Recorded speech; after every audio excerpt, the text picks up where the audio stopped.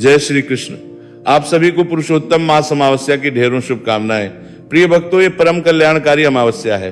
पुरुषोत्तम मास और उस पर अमावस्या का योग, ये आपकी सभी मनोकामनाओं को पूर्ण करने वाला, सभी पापों को नाश करने वाला, मनुष्य का उद्धार करने वाला और पितृ को तृप्त करने वाला है।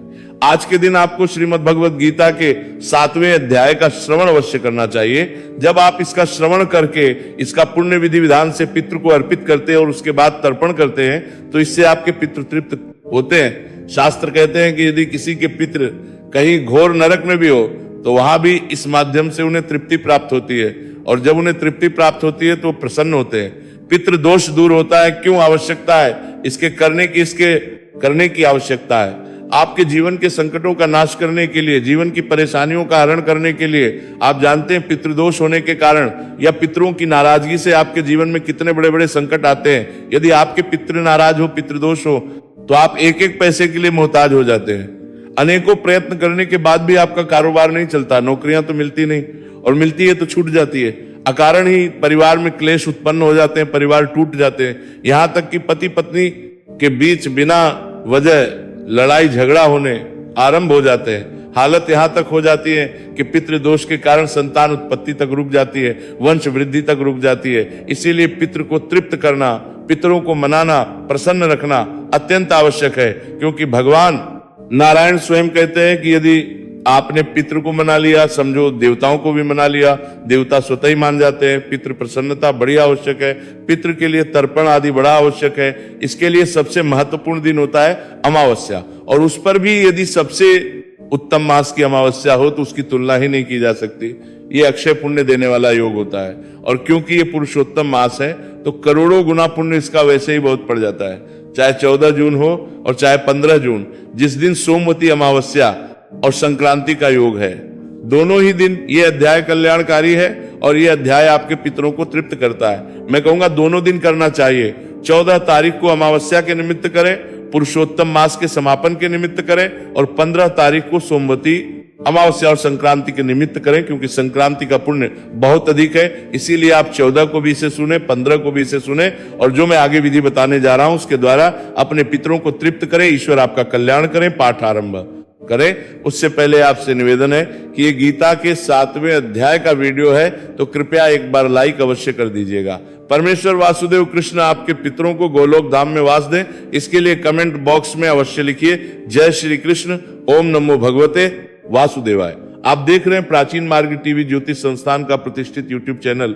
प्राचीन मार्ग टीवी धार्मिक चैनल पर नए हैं तो सब्सक्राइब कर लीजिए, जिससे कि सभी सही शास्त्रीय जानकारियां आपको प्राप्त होती रहे। प्रिय भक्तों, आइए आप पाठमात को लेकर करने के लिए आपको सबसे प्रातमात को लेकर नए हैं, दोनों में बात कर रहे हैं। मार्ग टीवी ज्योतिष संस्थान का प्रतिष्ठित यूट्यूब चैनल उनकी प्रातमात को लेकर रहे हैं तो की ओर अग्रसर होते हैं।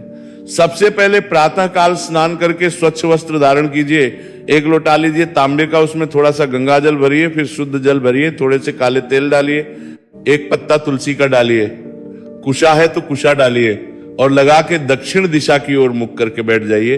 लोटे को सामने रखिए और श्रीमद् भगवद गीता के 7वें अध्याय का श्रवण कीजिए, जो अब हम सुनाने जा रहे हैं। पाठ पूरा सुनने के बाद विधान से संकल्प करते हुए उसका पुण्य पितृ को अर्पित करेंगे, और फिर इस जल का मंत्र सहित तर्पण करेंगे।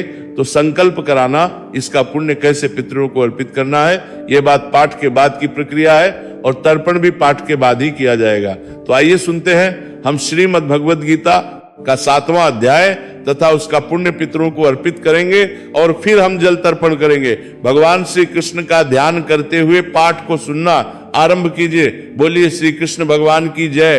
अथवा श्रीमद् भगवद गीता मोह अध्याय प्रारंभ। भगवान बोले, हे पार्थ, अनन्य प्रेम से मुझ में आसक्त चित्त तथा अन्य भाव से मेरे परायण होकर योग में हुआ, तो जिस प्रकार से संपूर्ण विभूति, बल, ऐश्वर्य आदि गुणों से युक्त सबके आत्मरूप हो, मुझको संशय रहित जानेगा, उसको मैं तेरे लिए इस विज्ञान सहित तत्व ज्ञान को संपूर्णता कहूंगा, जिसको जानकर संसार में फिर और कुछ भी जानने योग्य शेष नहीं रह जाता।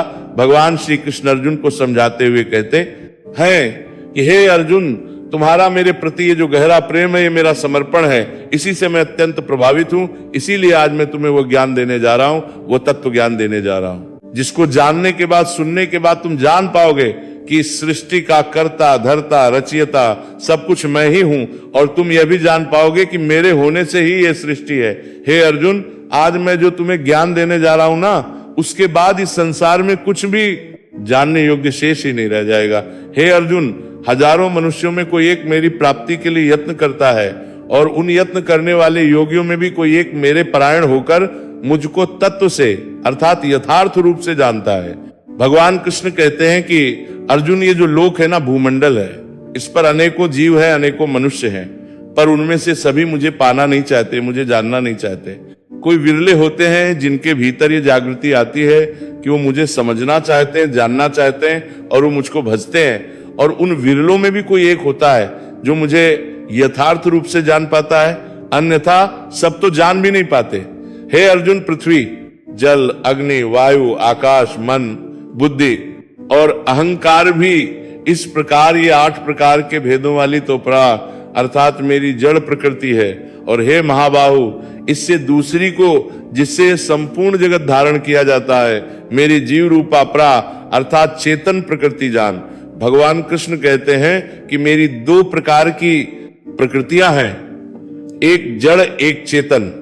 जड़ प्रकृति जो है उसमें पृथ्वी, जल, वायु, आकाश, मन और बुद्धि आती है, और जो इस संसार को धारण करती है, इस जगत को धारण करती है। मेरी जो जीव रूपा प्रकृति है वो इसका भरण पोषण और धारण करती है। कहते हैं कि हे अर्जुन, तू ऐसा समझ कि संपूर्ण भूत इन दोनों प्रकृतियों से ही उत्पन्न होने वाले हैं, और मैं संपूर्ण जगत का प्रभव तथा प्रलय हूं, अर्थात संपूर्ण जगत का मूल कारण। भगवान कृष्ण कहते हैं जितने भी जीव हैं, जितने भी शरीर हैं, ये सब इन 2 प्रकृतियों से ही उत्पन्न होते हैं। जो ऊपर अभी बताई भगवान ने 2 प्रकार की प्रकृति, जड़ और चेतन, इन्हीं से उत्पन्न होते हैं, और संपूर्ण जगत का उत्पत्ति करता, पालन करता और प्रलय करता मैं ही हूं, अर्थात भगवान वासुदेव ही हैं। कहते हैं कि संपूर्ण जगत के होने का मूल कारण मैं ही हूं, अर्थात वासुदेव कृष्ण ना हो तो यह जगत ही ना होगा। हे धनंजय, मुझसे भिन्न दूसरा कोई परम कारण नहीं है।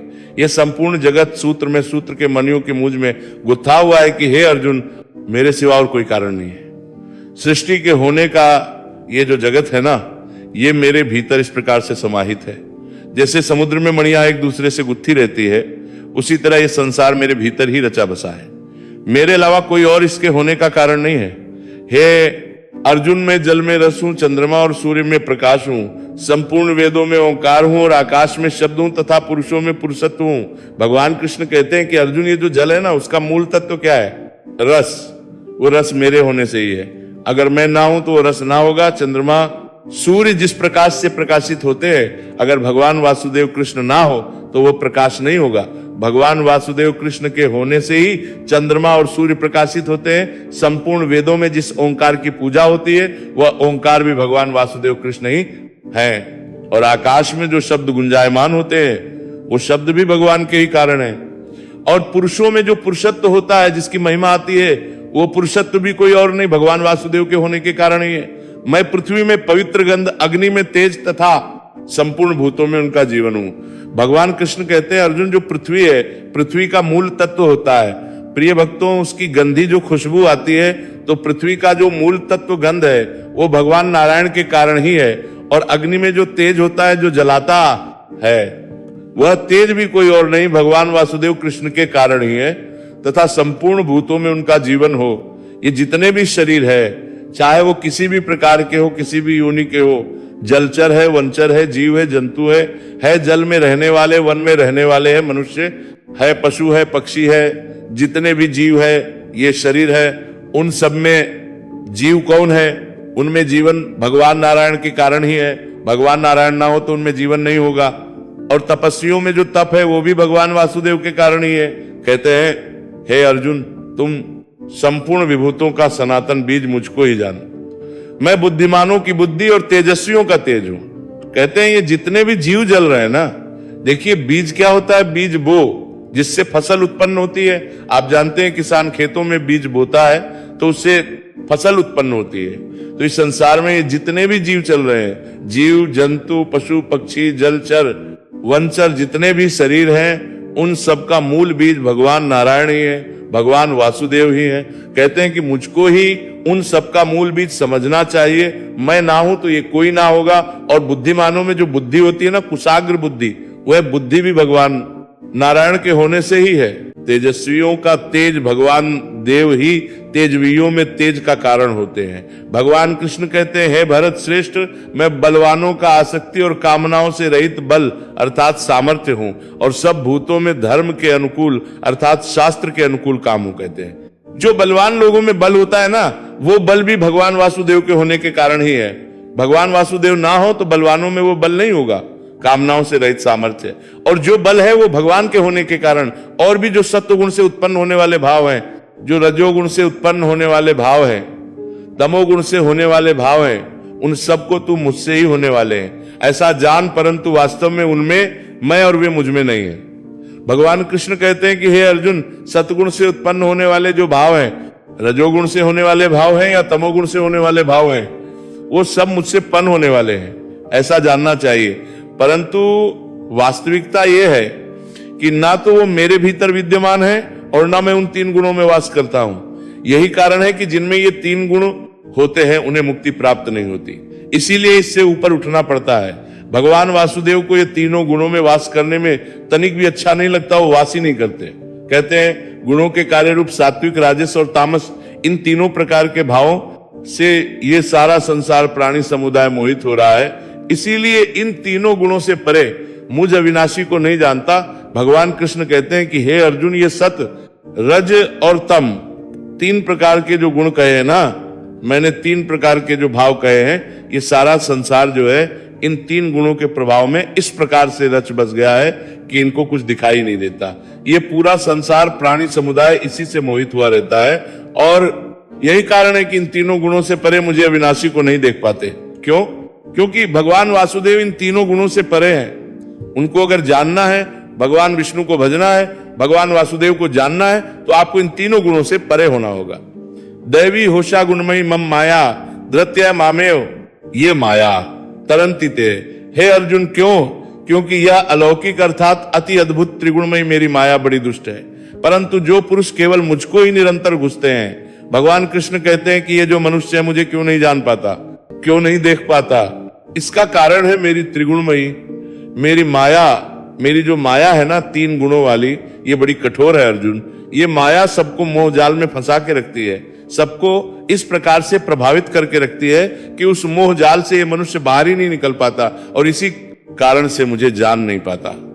मुझे जान नहीं पाता तो मुझे भज नहीं पाता। परंतु हे अर्जुन, फिर भी जो केवल मुझको ही निरंतर भजते रहते हैं, वो इस माया को उल्लंघन कर जाते हैं। कहते हैं ऐसा नहीं है कि कोई मुझे भज ही नहीं पाता या मुझे जान ही नहीं पाता। कुछ ऐसे विरले भी होते हैं जो इस माया के भाव से, प्रभाव से बाहर निकल पाते हैं, और जो मनुष्य इस माया से बाहर निकल पाते हैं, जो मुझे भजते हैं, वो मुझे प्राप्त हो जाते हैं। वे इस माया का भी उल्लंघन कर जाते हैं। अभी जो मुझे भज लेते हैं, वो मनुष्य इस माया के प्रभाव से बाहर हो जाते हैं और इस संसार से डर जाते हैं। हे अर्जुन, माया के द्वारा जिनका ज्ञान हरा जा चुका है, ऐसे स्वभाव को धारण किए हुए मनुष्यों में नीच दूषित कर्म करने वाले मूढ़ लोग मुझको नहीं बचते। भगवान श्री कृष्ण कहते हैं कि अर्जुन, ये जो मनुष्य है ना, जब इन पर माया का प्रभाव हो जाता है, माया के प्रभाव में आ जाते हैं, उन तीन गुणों के प्रभाव में आ जाते हैं, तो ऐसे मनुष्यों का जो स्वभाव है वो असुरों के जैसा हो जाता है। और जब इनका स्वभाव आसुरी हो जाता है, असुरों के जैसा हो जाता है, तो ये मनुष्य कर्म करने लगते हैं, दूषित कर्म करने लगते हैं। और जब ये नीच और दूषित कर्म करने लगते हैं ना, तो ऐसे लोग मूर्ख हो जाते हैं और वो भगवान वासुदेव को नहीं भजते, भगवान कृष्ण को नहीं भजते, भगवान नारायण को नहीं भजते। हे व्रतवंशियों में श्रेष्ठ अर्जुन, उत्तम कर्म करने वाले अर्थार्थी अर्थ, जिज्ञासु और ज्ञानी, ऐसे चार प्रकार के भक्त जन मुझे भजते हैं। भगवान श्री कृष्ण अपने भक्तों का एक विशेषता बता रहे हैं कि किस प्रकार के उनके भक्त हैं। कहते हैं कि अर्थार्थी अर्थ, जिज्ञासु और ज्ञानी, ये चार प्रकार के भक्त हैं उनके, जो उनको भजते हैं। उनमें भी नित्य मुझमें एक ही भाव से स्थित अनन्य प्रेम भक्ति वाला ज्ञानी भक्त, ये अति उत्तम है। क्यों? क्योंकि मुझको तत्व से जानने वाले ज्ञानी को मैं अत्यंत प्रिय हूं और वह ज्ञानी मुझे अत्यंत प्रिय है।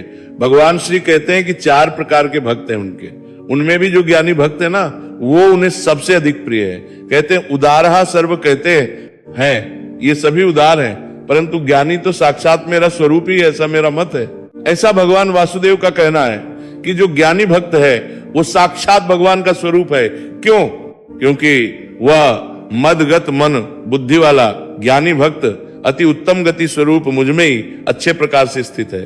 भगवान वासुदेव में ही सदा स्थित रहता है। सब महात्मा दुर्लभ भगवान कृष्ण कहते हैं, हे अर्जुन, बहुत जन्मों के अंत के जन्म में तत्व ज्ञान को प्राप्त पुरुष सब कुछ वासुदेव ही है। इस प्रकार मुझको बचता है वो महात्मा अत्यंत दुर्लभ है।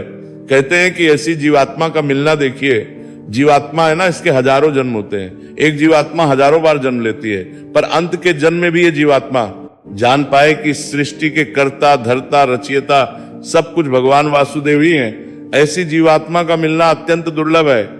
बड़ी विरली जीवात्माएं होती हैं, बड़े विरले लोग होते हैं जो इतना जान पाते हैं। उन भोगों की कामना द्वारा जिनका ज्ञान हरा जा चुका है, वे लोग अपने स्वभाव से प्रेरित होकर उस नियम को धारण करके अन्य देवताओं को भोजते हैं, अर्थात पूजते हैं। भगवान कृष्ण है कि हे अर्जुन, भोगों की कामनाओं में मनुष्य सदा लगा रहता है। ये जो मनुष्य है ना, ये माया के प्रभाव से भोगों में डूबा रहता है। भोगों से अभिप्राय क्या है? भोगों से अभिप्राय है मनुष्य की इच्छाएं। मुझे ये पाना है, मुझे ये करना है, मुझे ये चाहिए, मुझे वो चाहिए। जिसके पास धन नहीं उसे धन की लालच, जिसके पास धन है उसको और अधिक धन का लालच। कामना, किसी को संतान की कामना, किसी को स्त्री की कामना, किसी को ऊंचे पद की कामना, किसी को व्यवसाय की कामना। तो मनुष्य सदा में डूबा रहता है। उसकी इच्छाएं जो है ना, वो कभी पूरी ही नहीं होती। एक इच्छा पूरी होती है, 10 और जागृत हो जाती है। तो कहते हैं कि कामनाओं के द्वारा इस मनुष्य के चित्त का, ज्ञान का हरण हो चुका है, और इसी कारण से वो अपने स्वभाव से प्रेरित होकर अब उसका, क्योंकि स्वभाव ऐसा हो गया है, अलग अलग कामनाओं को पूरा करने में लगा रहता है। इसीलिए उस नियम को धारण करके अन्य देवताओं को भजते हैं। ये क्या करते हैं कि कभी उस देवता को भजेंगे, इनको लगेगा इस कामना की पूर्ति ये देवता करेंगे, तो उस देवता को पूजने लग जाते हैं। फिर कोई कहता है कि इस कामना की पूर्ति ये देवता करेंगे, तो उसको पूरा करने के लिए उस देवता को भजने लग जाता है। तो ये मनुष्य अन्य देवताओं को भजने लग जाता है अपनी कामनाओं की पूर्ति के लिए। जो सकाम भक्त जिस देवता के स्वरूप को श्रद्धा से पूजना चाहता है, उस भक्त की श्रद्धा को मैं उसी देवता के प्रति स्थिर कर देता हूं। तो यहाँ पे भगवान जो बता रहे हैं, वो कहना चाह रहे हैं कि देखिए, भक्ति ना 2 प्रकार की होती है। एक होती है सकाम भक्ति, एक होती है निष्काम भक्ति। आजकल भक्ति हो ही नहीं रही है, मैं ऐसा मानता हूं। अब आप कहेंगे पंडित तो बहुत हो रही है, आप मंदिरों में जाओ भीड़ बहुत है, आप धार्मिक स्थल पे जाओ पैर रखने को जगह नहीं, ट्रेन में सीट नहीं, बस में सीट नहीं, इतनी भक्ति हो रही है। पर वो सब सकाम भक्ति है जिसके विषय में भगवान कृष्ण यहाँ कह रहे हैं कि ये जो मनुष्य है ना, वो कामनाओं की पूर्ति के लिए भक्ति करता है। हे देवी माँ, मुझे पोता दे दो, मैं आपके दर पे दर्शन के लिए आऊंगी, सोने का या चांदी का छत्र चढ़ाऊंगी, आपका पाठ रखवाऊंगी, जगराता करवाऊंगी, मेरे बेटे की शादी करवा दो, बेटी की शादी करवा दो, नौकरी लगवा दो, व्यापार चलवा दो। भगवान, मैं आपके दर पे इतनी परिक्रमा करूंगा या परिक्रमा करूंगी। ये कामनाएं है ना, इन इच्छाओं की पूर्ति के लिए तो हम भक्ति कर रहे हैं। आप देख लीजिए, किसी भी स्थल पे आप जाएंगे, या तो कामनाओं की पूर्ति करवाने के लिए आए है वो भगवान से प्रार्थना करने, या जिनकी कामनाएं पूरी हो गई है वो इसलिए आए कि हमने भगवान से ये मांगा था, भगवान ने दे दिया, इसलिए भगवान के दर्शन के लिए आए हैं। कोई इस उद्देश्य से जा ही नहीं रहा कि प्रभु बस आपकी कृपा मुझ पे रहे, मैं तो आपके चरण में हूं, आप सदा अपने चरणों में मुझे स्थान देते रहना। इस निष्काम कोई जा ही नहीं रहा, सब कोई ना कोई कामना लेके जा रहा है। भगवान कहते हैं कि जो कामनाओं में लगे हुए मनुष्य है ना, जब ये इस प्रकार से अन्य देवताओं को भजते हैं, तो भगवान श्री कृष्ण कुछ ऐसा करते हैं जिससे कि वो उन देवताओं के प्रति और अधिक समर्पित हो जाते हैं। आपने किसी देवता को पूजा तो भगवान कुछ ऐसा करेंगे जिससे कि आपकी श्रद्धा उसी देवता में और बढ़ जाएगी। आप कहेंगे जी क्या करते हैं? भगवान कहते हैं कि आपने जो भी उस देवता से मांगा, वह पुरुष उस श्रद्धा से युक्त होकर उस देवता का पूजन करता है और उस देवता से मेरे द्वारा विधान किए हुए उन इच्छित भोगों को प्राप्त करता है। भगवान कृष्ण कहते हैं कि आप जब उस देवता से कुछ मांगते हैं ना, तो उसके भोग का निर्धारण अर्थात उसका फल तो आपको भगवान विष्णु के द्वारा ही दिया जाता है, परंतु भगवान विष्णु स्वयं ना देके उस देवता के माध्यम से आपको देते हैं। तो इससे क्या होता है? आपको लगता है कि उसी देवता ने दिया है, पर आपकी श्रद्धा उस देवता के प्रति और अधिक बढ़ जाती है। ये भगवान विष्णु करते हैं। कहते हैं कि वो उस देवता के माध्यम से दे देते हैं, जबकि विधान वो भगवान नारायण के होता है, और इससे उस देवता के प्रति आपकी श्रद्धा और अधिक बढ़ जाती है। भगवान कृष्ण कहते हैं, परंतु उन अल्प बुद्धि वालों का वो जो फल है वो नाशवान है, तथा वे देवताओं को पूजने वाले देवताओं को प्राप्त होते हैं, और मेरे भक्त चाहे जैसे ही बजे मुझे ही प्राप्त होते हैं। भगवान कृष्ण कहते हैं कि ये जो भक्त मांगते हैं ना भक्ति में, ये तो आज नहीं तो कल नष्ट हो जाना है। अंत में मुझे वही प्राप्त होता है जो मेरा भक्त होता है। बाकी जो भक्त वो अन्य अन्य देवताओं को प्राप्त होते हैं, अर्थात उनकी मुक्ति नहीं होती है। बुद्धिहीन पुरुष मेरे अनुत्तम अविनाशी परम भाव को ना जानते हुए मन इंद्रियों से परे मुझ सच्चे आनंद परमात्मा को मनुष्य की भांति जन्म कर व्यक्ति भाव को प्राप्त हुआ मानते हैं। कहते हैं कि हे अर्जुन, ये जो मनुष्य है ना बुद्धिहीन है, इसको लगता है कि मैं भी मनुष्य की भांति जन्म लेता हूं, जन्म के फिर मृत्यु को प्राप्त होता हूं, मुझे भी ये जन्मने और मरने वाला ही समझते हैं। कहते हैं कि मैं अपनी योग माया से छिपा हुआ हूं, मैं सबके प्रत्यक्ष नहीं होता, इसीलिए ये अज्ञानी जन समुदाय मुझे जन्म रहित अविनाशी परमेश्वर को नहीं जानता, अर्थात मुझको जन्म में मरने वाला समझता हूं। भगवान कृष्ण कहते हैं कि मैं अपनी योग माया से सदा छुपा रहता हूं, सबके सामने आता नहीं, तो लोगों को लगता है कि मैं भी जन्म के मृत्यु को प्राप्त हो जाता हूं। हे अर्जुन, पूर्व में व्यतीत हुए और वर्तमान में स्थित तथा आगे होने वाले सब भूतों को मैं जानता हूं, परंतु मुझको कोई भी श्रद्धा और भक्ति रहित पुरुष नहीं जानता। कहते हैं कि क्या होने क्या हो रहा है सब मैं जानता हूं, पर मुझे वही जान पाता है जो सच्ची श्रद्धा और भक्ति रखता हो। हे भरतवंशी अर्जुन, संसार में इच्छा और द्वेष से उत्पन्न सुख दुख आदि द्वंद रूप मोह से उत्पन्न संपूर्ण प्राणी अत्यंत अज्ञानता को प्राप्त हो रहे हैं। कह रहे हैं कि जो मनुष्य है ना, ये सुख और दुख के बीच में जो जाल है उसमें फंसा रहता है, सुख और दुख के द्वंद रूप में इस मोह में ही सदा फंसा रहता है और अज्ञानता को प्राप्त होता रहता है। परंतु निष्काम भाव से श्रेष्ठ कर्मों का आचरण करने वाले जिन पुरुषों का पाप नष्ट हो गया है, विराग द्वेष द्वंद रूप मोह से मुक्त दृढ़ निश्चय भक्त मुझको सब प्रकार से, जिनका भाव निष्काम है, जो निष्काम भाव से काम कर रहे हैं, पूजन कर रहे हैं, भक्ति कर रहे हैं, कर्मों का आचरण कर रहे हैं, शिष्ट कर्मों का, ऐसे लोगों का पाप जो है ना नष्ट हो जाता है, उनका चित्त शुद्ध हो जाता है। और जब उनका चित्त शुद्ध हो जाता है तो वो सारे द्वेषों से मोह से मुक्त हो जाते हैं और वो भगवान नारायण को भजते हैं। और जो मेरे चरण होकर जरा और मरण से छूटने के लिए यत्न करते हैं, वे पुरुष उस ब्रह्म को, संपूर्ण अध्यात्म को, संपूर्ण कर्म को जानते हैं। कहते हैं इस जन्म मृत्यु के चक्र से छूटना चाहते हैं, जिनको इसका ज्ञान हो गया है ना, वो सब संपूर्ण कर्म को जानते हैं। उनको पता है कि क्या कर्म करना है और क्या नहीं करना है, और वो मेरी शरण आकर जो पुरुष अधिभूत और अधिदेव के सहित तथा अधियज्ञ के सहित मुझे अंत काल में भी जानते हैं, वे युक्त चित्त वाले पुरुष मुझे जानते हैं, अर्थात प्राप्त होते हैं। हे अर्जुन, यदि कोई जीवात्मा अंत समय में भी मुझे भज लेता है, मेरी शरण आ जाता है, तो मैं उसे भी तार देता, उसकी भी मुक्ति हो जाती है, वो भी मेरे धाम को प्राप्त कर लेता है। श्रीमद् भगवद गीता योग शास्त्री श्री कृष्ण अर्जुन सप्तमोह अध्याय संपूर्ण श्री कृष्ण भगवान की जय। भक्तों, इसी के साथ ये अध्याय यहाँ पूर्ण होता है। भगवान का संदेश है कि हमें निष्काम भक्ति की ओर जाना चाहिए, सकाम भक्ति को छोड़ना चाहिए, तभी हमारा कल्याण होगा और प्रभु का परम धाम हमें प्राप्त होगा। अब आप लोटे को हाथ में उठा लीजिए और संकल्प करते हुए प्रार्थना कीजिए कि हे भगवान, मैंने अभी जो गीता का 7वां अध्याय सुना है, इसका जो भी पुण्य आज एकादशी पर उत्पन्न होता है, वह संपूर्ण पुण्य मैं अपने सभी पितरों को अर्पित करता हूं। ये पुण्य उन्हें प्राप्त हो और वो इससे तृप्त हो। आप सभी पुण्यों को सभी पितरों के लिए बोल सकते हैं, या आप किसी एक विशेष पितृ जिसके आपको लगता है कि मुक्ति की संभावना कम रही हो। कई बार किसी की मृत्यु एक अलग ही हालात में हुई होती है, तो आप उनको भी अर्पित कर सकते हैं। इसके एक पात्र लीजिए, लोटे को उलटे हाथ में पकड़िए, सीधे हाथ में अंगूठा और उंगली के बीच का जो क्षेत्र है उसे पितृतीर्थ कहते हैं। वहां से इस जल को दूसरे पात्र में छोड़िएगा। उलटे हाथ में लोटा पकड़िए, जल हाथ पे लगाते हुए गिराते हुए दूसरे पात्र में जाना चाहिए।